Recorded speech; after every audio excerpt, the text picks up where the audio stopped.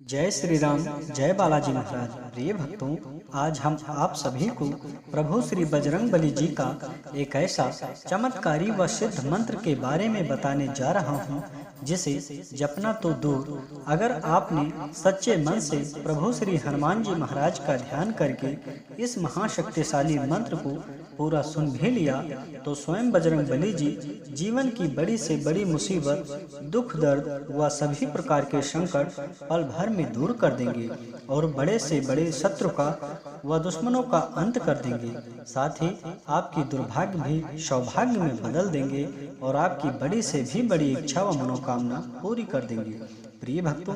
परमवीर श्री हनुमान जी महाराज कलयुग के सबसे सिद्ध व जागृत देवता माने जाते हैं। अगर सच्चे मन से इनके किसी एक मंत्र अथवा चौपाई को सच्चे मन से बोल दिया जाए या फिर सुन भी लिया जाए तो जीवन के सभी दुख दर्द दूर हो जाते हैं और बड़ी से भी बड़ी इच्छा पूरी हो जाती है। प्रिय भक्तों, मान्यता है कि यह महामंत्र कहीं यात्रा पर निकलने से पहले या कोई भी शुभ कार्य करने से पहले यदि एक बार प्रभु श्री हनुमान जी महाराज का ध्यान करके पूरा सुन भी लिया जाए तो वह कार्य तरक्की के साथ बहुत ही आसानी से सिद्ध हो जाता है और यात्रा सफल हो जाती है। प्रिय भक्तों, यदि आप प्रभु श्री हनुमान जी महाराज जी पर पूर्ण विश्वास करते हैं और आपके जीवन में विभिन्न प्रकार की परेशानी व संकट बना रहता है, आपके सभी कार्य बनते बनते बिगड़ जाते हैं और आपके घर में हमेशा कलेश बना रहता है, आपके घर में चारों तरफ से संकट ही संकट है,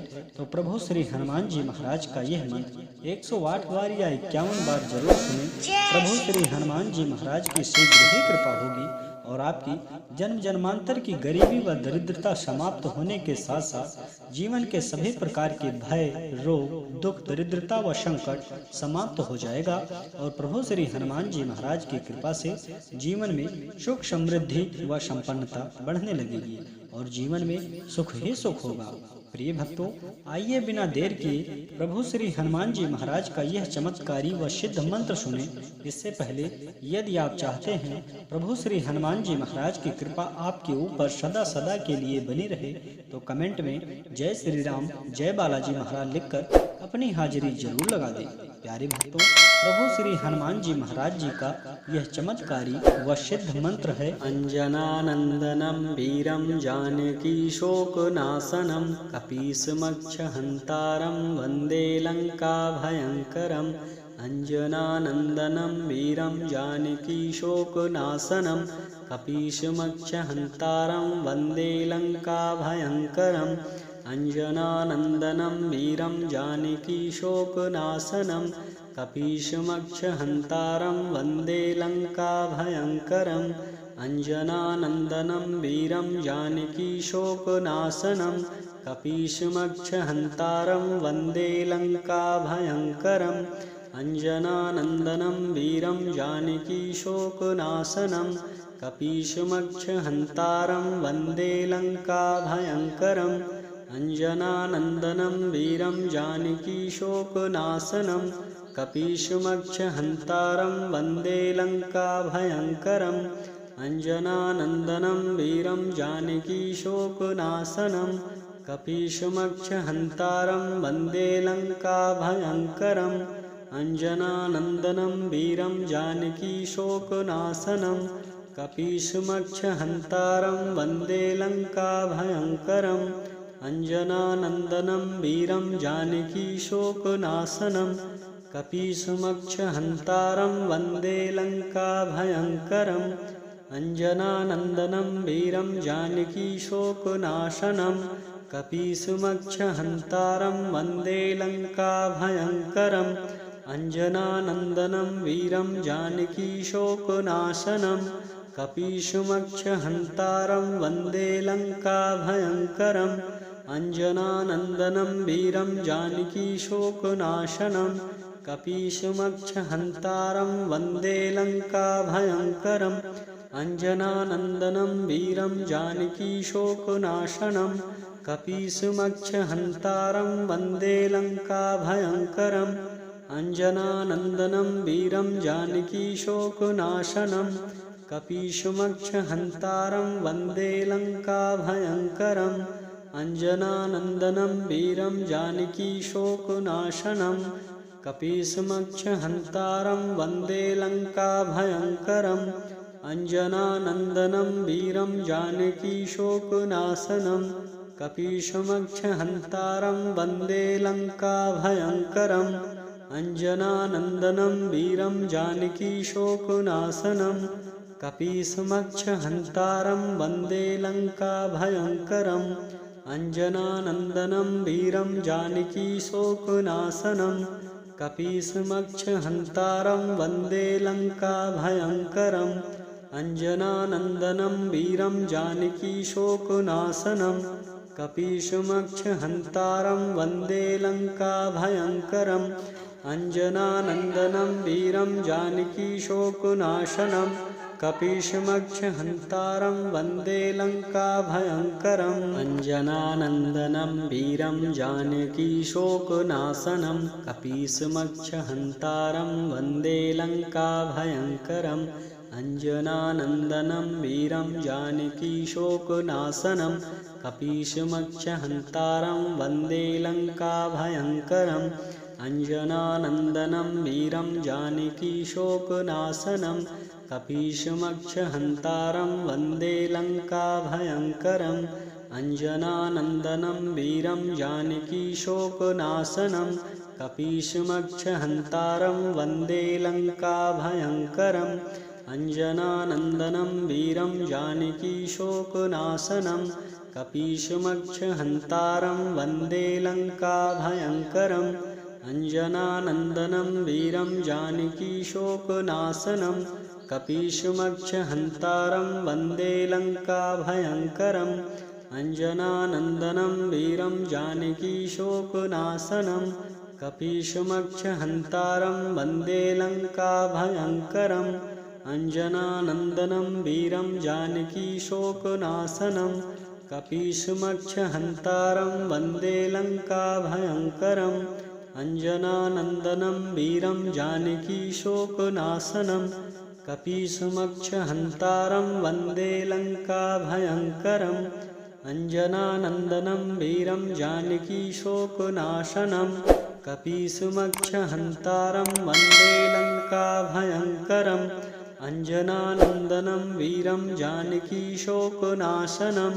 कपीशमक्षहन्तारं वन्दे लङ्काभयङ्करम्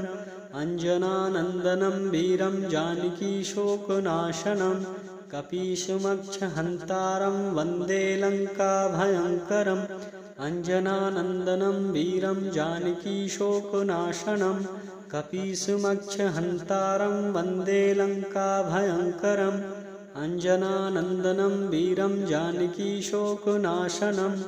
कपीशमक्षहन्तारं वन्दे लङ्काभयङ्करम् अंजनानंदनं वीरं जानकीशोकनाशनं कपीशमक्षहन्तारं वन्दे लङ्काभयङ्करम् अंजनानंदनं वीरं जानकीशोकनाशनं कपीशमक्षहन्तारं वन्दे लङ्काभयङ्करम् अंजनानंदनं वीरं जानकीशोकनाशनं कपीशमक्षहन्तारं वन्दे लङ्काभयङ्करम् अंजनानंदनं वीरं जानकीशोकनाशनं कपीशमक्षहन्तारं वन्दे लङ्काभयङ्करम् अंजनानंदनं वीरं जानकीशोकनाशनं कपीशमक्षहन्तारं वन्दे लङ्काभयङ्करम् अंजनानंदनं वीरं जानकीशोकनाशनं कपीशमक्षहन्तारं वन्दे लङ्काभयङ्करम् अंजनानंदनं वीरं जानकीशोकनाशनं कपीशमक्षहन्तारं वन्दे लङ्काभयङ्करम् अंजनानंदनं वीरं जानकीशोकनाशनं कपीशमक्षहन्तारं वन्दे लङ्काभयङ्करम् अंजनानंदनं वीरं जानकीशोकनाशनं कपीशमक्षहन्तारं वन्दे लङ्काभयङ्करम् अंजनानंदनं वीरं जानकीशोकनाशनं कपीशमक्षहन्तारं वन्दे लङ्काभयङ्करम् अंजनानंदनं वीरं जानकीशोकनाशनं कपीशमक्षहन्तारं वन्दे लङ्काभयङ्करम् अंजनानंदनं वीरं जानकीशोकनाशनं कपीशमक्षहन्तारं वन्दे लङ्काभयङ्करम् अंजनानंदनं वीरं जानकीशोकनाशनं कपीशमक्षहन्तारं वन्दे लङ्काभयङ्करम् अंजनानंदनं वीरं जानकीशोकनाशनं कपीशमक्षहन्तारं वन्दे लङ्काभयङ्करम् अंजनानंदनं वीरं जानकीशोकनाशनं कपीशमक्षहन्तारं वन्दे लङ्काभयङ्करम् अंजनानंदनं वीरं जानकीशोकनाशनं कपीशमक्षहन्तारं वन्दे लङ्काभयङ्करम् अंजनानंदनं वीरं जानकीशोकनाशनं कपीशमक्षहन्तारं वन्दे लङ्काभयङ्करम् अंजनानंदनं वीरं जानकीशोकनाशनं कपीशमक्षहन्तारं वन्दे लङ्काभयङ्करम् अंजनानंदनं वीरं जानकीशोकनाशनं कपीशमक्षहन्तारं वन्दे लङ्काभयङ्करम् अंजनानंदनं वीरं जानकीशोकनाशनं कपीशमक्षहन्तारं वन्दे लङ्काभयङ्करम् अंजनानंदनं वीरं जानकीशोकनाशनं कपीशमक्षहन्तारं वन्दे लङ्काभयङ्करम् अंजनानंदनं वीरं जानकीशोकनाशनं कपीशमक्षहन्तारं वन्दे लङ्काभयङ्करम् अंजनानंदनं वीरं जानकीशोकनाशनं कपीशमक्षहन्तारं वन्दे लङ्काभयङ्करम् अंजनानंदनं वीरं जानकीशोकनाशनं कपीशमक्षहन्तारं वन्दे लङ्काभयङ्करम् अंजनानंदनं वीरं जानकीशोकनाशनं कपीशमक्षहन्तारं वन्दे लङ्काभयङ्करम् अंजनानंदनं वीरं जानकीशोकनाशनं कपीशमक्षहन्तारं वन्दे लङ्काभयङ्करम् अंजनानंदनं वीरं जानकीशोकनाशनं कपीशमक्षहन्तारं वन्दे लङ्काभयङ्करम् अंजनानंदनं वीरं जानकीशोकनाशनं कपीशमक्षहन्तारं वन्दे लङ्काभयङ्करम् अंजनानंदनं वीरं जानकीशोकनाशनं कपीशमक्षहन्तारं वन्दे लङ्काभयङ्करम् अंजनानंदनं वीरं जानकीशोकनाशनं कपीशमक्षहन्तारं वन्दे लङ्काभयङ्करम् अंजनानंदनं वीरं जानकीशोकनाशनं कपीशमक्षहन्तारं वन्दे लङ्काभयङ्करम् अंजनानंदनं वीरं जानकीशोकनाशनं कपीशमक्षहन्तारं वन्दे लङ्काभयङ्करम् अंजनानंदनं वीरं जानकीशोकनाशनं कपीशमक्षहन्तारं वन्दे लङ्काभयङ्करम् अंजनानंदनं वीरं जानकीशोकनाशनं कपीशमक्षहन्तारं वन्दे लङ्काभयङ्करम् अंजनानंदनं वीरं जानकीशोकनाशनं कपीशमक्षहन्तारं वन्दे लङ्काभयङ्करम् अंजनानंदनं वीरं जानकीशोकनाशनं कपीशमक्षहन्तारं वन्दे लङ्काभयङ्करम् अंजनानंदनं वीरं जानकीशोकनाशनं कपीशमक्षहन्तारं वन्दे लङ्काभयङ्करम् अंजनानंदनं वीरं जानकीशोकनाशनं कपीशमक्षहन्तारं वन्दे लङ्काभयङ्करम् अंजनानंदनं वीरं जानकीशोकनाशनं कपीशमक्षहन्तारं वन्दे लङ्काभयङ्करम् अंजनानंदनं वीरं जानकीशोकनाशनं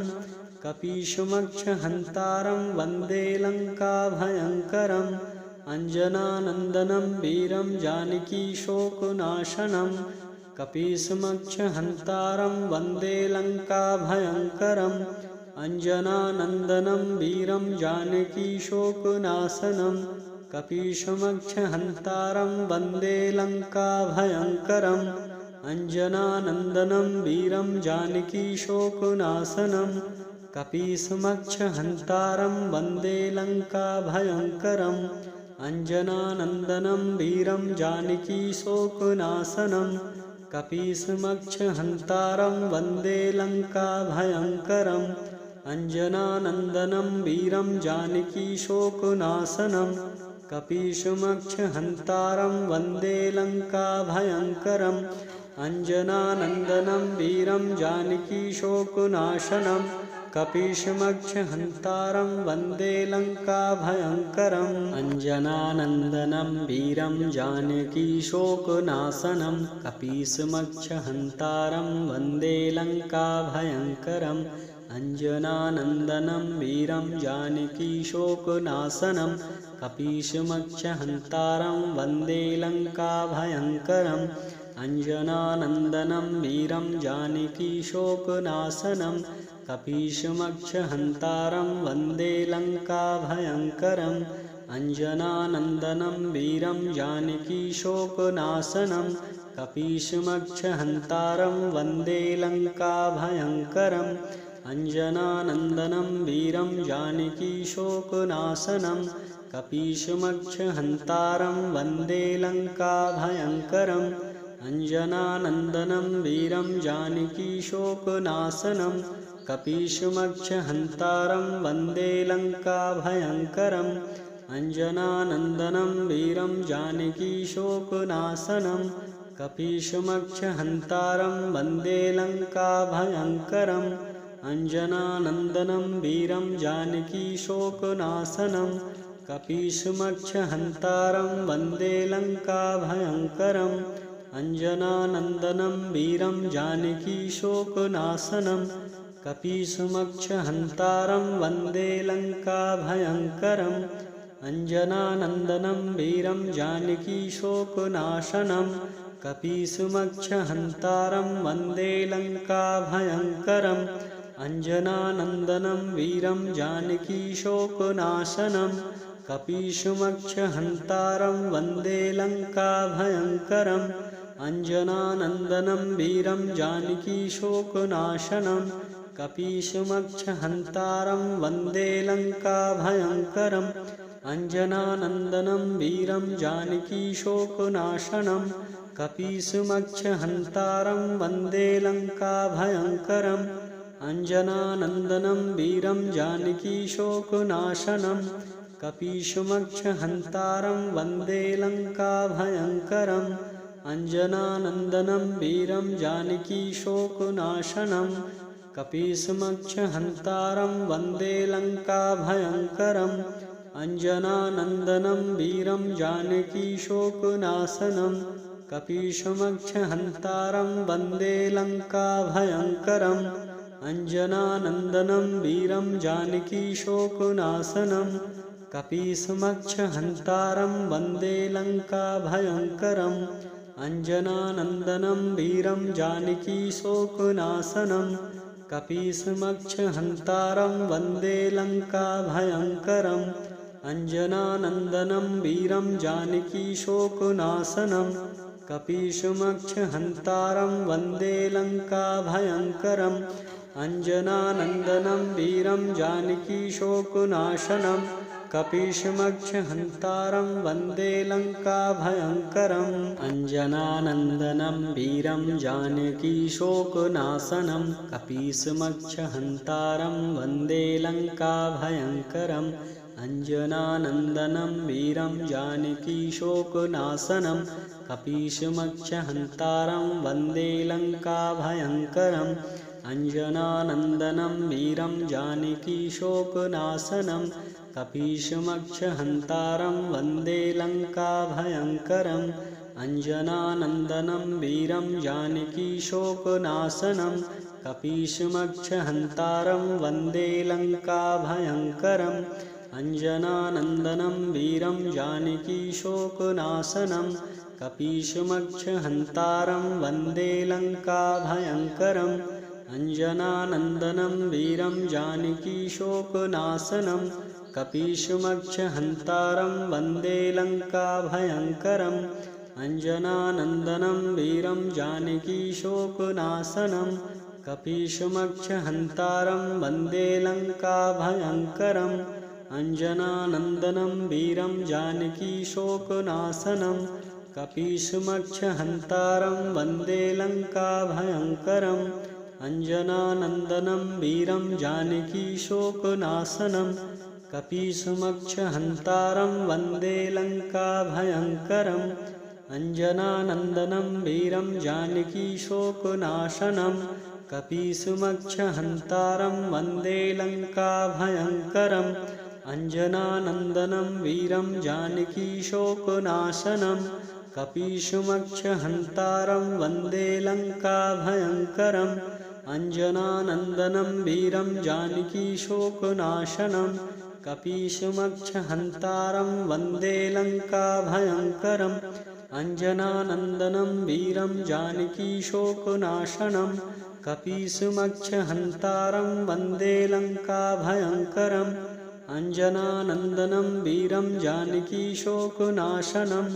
कपीशमक्षहन्तारं वन्दे लङ्काभयङ्करम् अंजनानंदनं वीरं जानकीशोकनाशनं कपीशमक्षहन्तारं वन्दे लङ्काभयङ्करम् अंजनानंदनं वीरं जानकीशोकनाशनं कपीशमक्षहन्तारं वन्दे लङ्काभयङ्करम् अंजनानंदनं वीरं जानकीशोकनाशनं कपीशमक्षहन्तारं वन्दे लङ्काभयङ्करम् अंजनानंदनं वीरं जानकीशोकनाशनं कपीशमक्षहन्तारं वन्दे लङ्काभयङ्करम् अंजनानंदनं वीरं जानकीशोकनाशनं कपीशमक्षहन्तारं वन्दे लङ्काभयङ्करम् अंजनानंदनं वीरं जानकीशोकनाशनं कपीशमक्षहन्तारं वन्दे लङ्काभयङ्करम् अंजनानंदनं वीरं जानकीशोकनाशनं कपीशमक्षहन्तारं वन्दे लङ्काभयङ्करम् अंजनानंदनं वीरं जानकीशोकनाशनं कपीशमक्षहन्तारं वन्दे लङ्काभयङ्करम् अंजनानंदनं वीरं जानकीशोकनाशनं कपीशमक्षहन्तारं वन्दे लङ्काभयङ्करम् अंजनानंदनं वीरं जानकीशोकनाशनं कपीशमक्षहन्तारं वन्दे लङ्काभयङ्करम् अंजनानंदनं वीरं जानकीशोकनाशनं कपीशमक्षहन्तारं वन्दे लङ्काभयङ्करम् अंजनानंदनं वीरं जानकीशोकनाशनं कपीशमक्षहन्तारं वन्दे लङ्काभयङ्करम् अंजनानंदनं वीरं जानकीशोकनाशनं कपीशमक्षहन्तारं वन्दे लङ्काभयङ्करम् अंजनानंदनं वीरं जानकीशोकनाशनं कपीशमक्षहन्तारं वन्दे लङ्काभयङ्करम् अंजनानंदनं वीरं जानकीशोकनाशनं कपीशमक्षहन्तारं वन्दे लङ्काभयङ्करम् अंजनानंदनं वीरं जानकीशोकनाशनं कपीशमक्षहन्तारं वन्दे लङ्काभयङ्करम् अंजनानंदनं वीरं जानकीशोकनाशनं कपीशमक्षहन्तारं वन्दे लङ्काभयङ्करम् अंजनानंदनं वीरं जानकीशोकनाशनं कपीशमक्षहन्तारं वन्दे लङ्काभयङ्करम् अंजनानंदनं वीरं जानकीशोकनाशनं कपीशमक्षहन्तारं वन्दे लङ्काभयङ्करम् अंजनानंदनं वीरं जानकीशोकनाशनं कपीशमक्षहन्तारं वन्दे लङ्काभयङ्करम् अंजनानंदनं वीरं जानकीशोकनाशनं कपीशमक्षहन्तारं वन्दे लङ्काभयङ्करम् अंजनानंदनं वीरं जानकीशोकनाशनं कपीशमक्षहन्तारं वन्दे लङ्काभयङ्करम् अंजनानंदनं वीरं जानकीशोकनाशनं कपीशमक्षहन्तारं वन्दे लङ्काभयङ्करम् अंजनानंदनं वीरं जानकीशोकनाशनं कपीशमक्षहन्तारं वन्दे लङ्काभयङ्करम् अंजनानंदनं वीरं जानकीशोकनाशनं कपीशमक्षहन्तारं वन्दे लङ्काभयङ्करम् अंजनानंदनं वीरं जानकीशोकनाशनं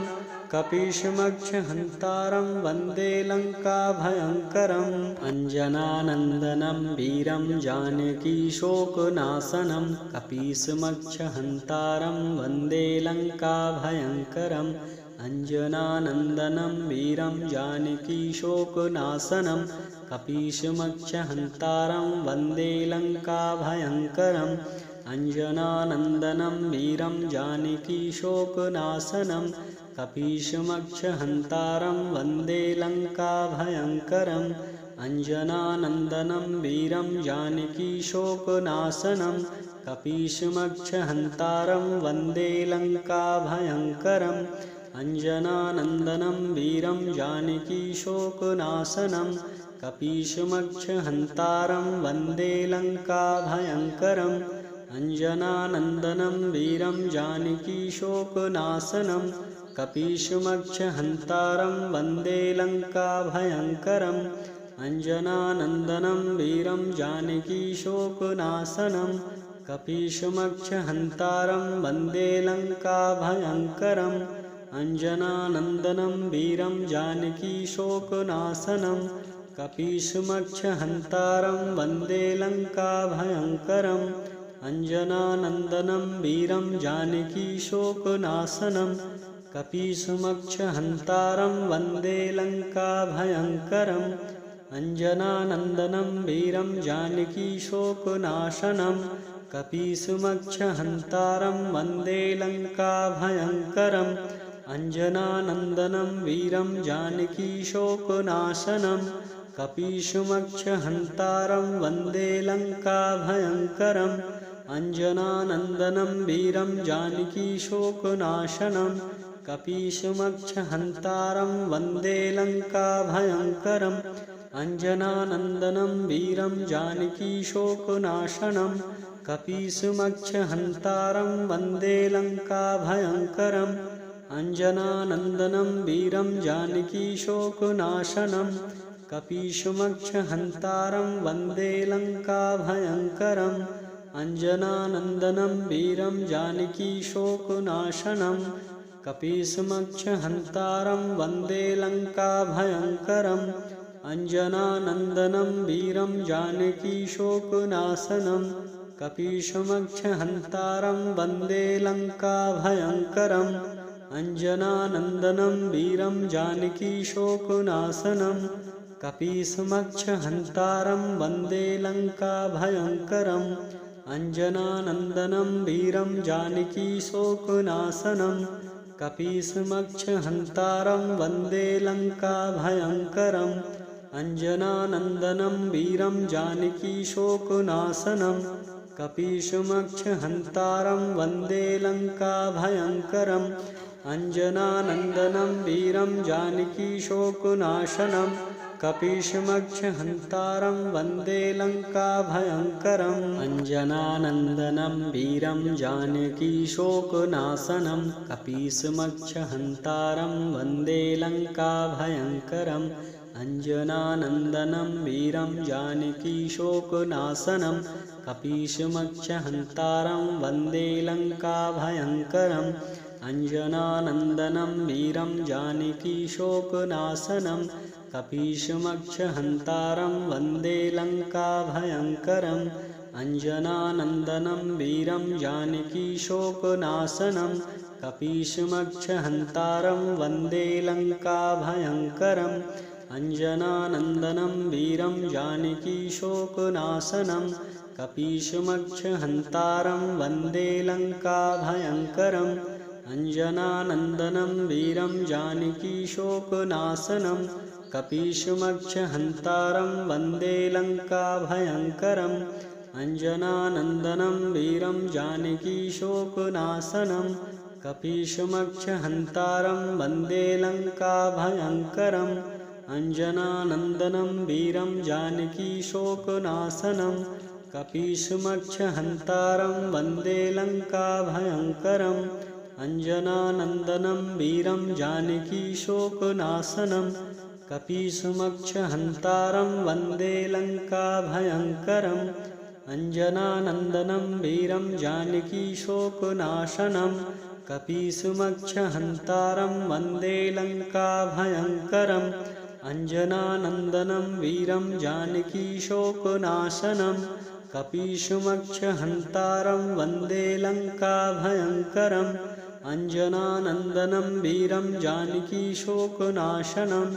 कपीशमक्षहन्तारं वन्दे लङ्काभयङ्करम्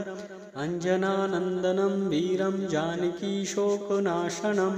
कपीशमक्षहन्तारं वन्दे लङ्काभयङ्करम् अंजनानंदनं वीरं जानकीशोकनाशनं कपीशमक्षहन्तारं वन्दे लङ्काभयङ्करम् अंजनानंदनं वीरं जानकीशोकनाशनं कपीशमक्षहन्तारं वन्दे लङ्काभयङ्करम् अंजनानंदनं वीरं जानकीशोकनाशनं कपीशमक्षहन्तारं वन्दे लङ्काभयङ्करम् अंजनानंदनं वीरं जानकीशोकनाशनं कपीशमक्षहन्तारं वन्दे लङ्काभयङ्करम् अंजनानंदनं वीरं जानकीशोकनाशनं कपीशमक्षहन्तारं वन्दे लङ्काभयङ्करम् अंजनानंदनं वीरं जानकीशोकनाशनं कपीशमक्षहन्तारं वन्दे लङ्काभयङ्करम् अंजनानंदनं वीरं जानकीशोकनाशनं कपीशमक्षहन्तारं वन्दे लङ्काभयङ्करम् अंजनानंदनं वीरं जानकीशोकनाशनं कपीशमक्षहन्तारं वन्दे लङ्काभयङ्करम् अंजनानंदनं वीरं जानकीशोकनाशनं कपीशमक्षहन्तारं वन्दे लङ्काभयङ्करम् अंजनानंदनं वीरं जानकीशोकनाशनं कपीशमक्षहन्तारं वन्दे लङ्काभयङ्करम् अंजनानंदनं वीरं जानकीशोकनाशनं कपीशमक्षहन्तारं वन्दे लङ्काभयङ्करम् अंजनानंदनं वीरं जानकीशोकनाशनं कपीशमक्षहन्तारं वन्दे लङ्काभयङ्करम् अंजनानंदनं वीरं जानकीशोकनाशनं कपीशमक्षहन्तारं वन्दे लङ्काभयङ्करम् अंजनानंदनं वीरं जानकीशोकनाशनं कपीशमक्षहन्तारं वन्दे लङ्काभयङ्करम् अंजनानंदनं वीरं जानकीशोकनाशनं कपीशमक्षहन्तारं वन्दे लङ्काभयङ्करम् अंजनानंदनं वीरं जानकीशोकनाशनं कपीशमक्षहन्तारं वन्दे लङ्काभयङ्करम् अंजनानंदनं वीरं जानकीशोकनाशनं कपीशमक्षहन्तारं वन्दे लङ्काभयङ्करम् अंजनानंदनं वीरं जानकीशोकनाशनं कपीशमक्षहन्तारं वन्दे लङ्काभयङ्करम् अंजनानंदनं वीरं जानकीशोकनाशनं कपीशमक्षहन्तारं वन्दे लङ्काभयङ्करम् अंजनानंदनं वीरं जानकीशोकनाशनं कपीशमक्षहन्तारं वन्दे लङ्काभयङ्करम् अंजनानंदनं वीरं जानकीशोकनाशनं कपीशमक्षहन्तारं वन्दे लङ्काभयङ्करम् अंजनानंदनं वीरं जानकीशोकनाशनं कपीसमक्षहन्तारं वन्दे लङ्काभयङ्करम् अंजनानंदनं वीरं जानकीशोकनाशनं कपीसमक्षहन्तारं वन्दे लङ्काभयङ्करम् अंजनानंदनं वीरं जानकीशोकनाशनं कपीसमक्षहन्तारं वन्दे लङ्काभयङ्करम् अंजनानंदनं वीरं जानकीशोकनाशनं कपीसमक्षहन्तारं वन्दे लङ्काभयङ्करम् अंजनानंदनं वीरं जानकीशोकनाशनं कपीसमक्षहन्तारं वन्दे लङ्काभयङ्करम् अंजनानंदनं वीरं जानकीशोकनाशनं कपीसमक्षहन्तारं वन्दे लङ्काभयङ्करम्।